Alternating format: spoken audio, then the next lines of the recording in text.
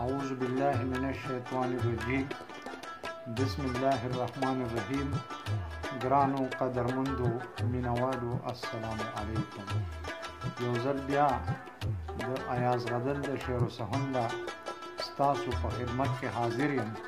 امید لرم چې تاسو به د پښتو کلام وړاندې کوم.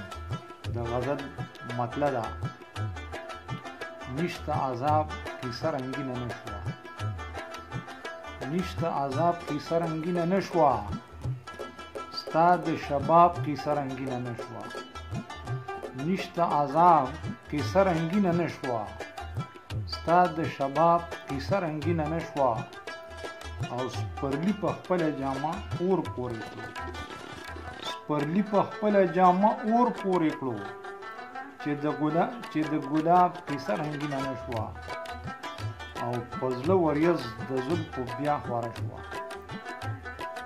پزله وریځ د زلفو بیا خوره شوه، بیا د مهتاب کیسه رنگینه نشوه.